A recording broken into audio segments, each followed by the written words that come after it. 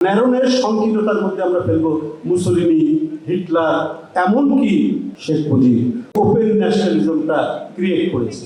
সে open ন্যাশনালিজমটা কি দিয়ে তিনি ক্রিয়েট করলেন? এর সাথে নিয়ে আসলেন ডেমোক্রেসি। জিয়া রহমান বিখ্যাত শুধু বাংলাদেশি জাতীয়তাবাদ দিয়ে নয়, জিয়া রহমান বিখ্যাত বহুদলীয় গণতন্ত্র দিয়ে।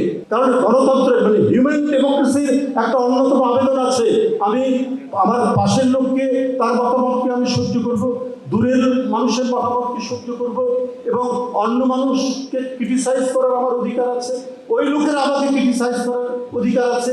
এইভাবে ওপেননেস তৈরি হয়, এইভাবে উদারতা তৈরি হয়।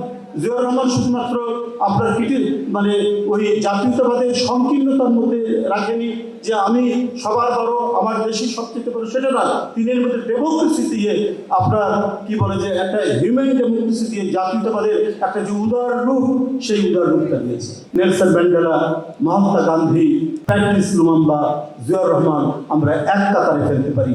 আর ন্যারোনেস সংকীর্ণতার মধ্যে আমরা ফেলবো মুসলিনি, হিটলার, এমনকি কথাটা কি বলবো আরেকজনে বলতে পারি, যেটা বিশ্লেষণ করেছে চমৎকার ভাবে আব্দুল হাই সিকদার, শেখ মুজিব।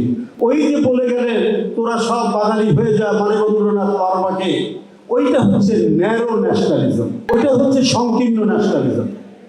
এই কারণে তার ডেমোক্রেসির প্রতি যে আন্তরিকতা, কমিটমেন্ট, এই ডেমোক্রেসির প্রতি কমিটমেন্ট ছিল না আওয়ামী লীগের, আজও পর্যন্ত নেই। ওরা বাকশাল করেছে, খবরের কাগজ বন্ধ করেছে, রাজনৈতিক দল বন্ধ করেছে, কথা বলার অধিকার বন্ধ করেছে, এবং সেই ঘুমের সংস্কৃতির চর্চা তারা করেছে ৭২-এর পর থেকে এবং ২৪শে জুলাই পর্যন্ত। যখনই ক্ষমতা এসছে তখনই তারা এই ঘৃণ্য, এই একদলীয় শাসন, এই সংকীর্ণ ফ্যাসিবাদ তারা কায়েম করেছে। কারণ তাদের মধ্যে গণতন্ত্রের যে একটা হিউম্যানিটেরিয়ান দিক, একটা উদারনৈতিক দিক, একটা লিবারেল দিক, এই লিবারেল দিকটা তারা কখনোই রপ্ত করেনি বলে তাদের ন্যাশনালিজমটা আজকে সমাদৃত নয়।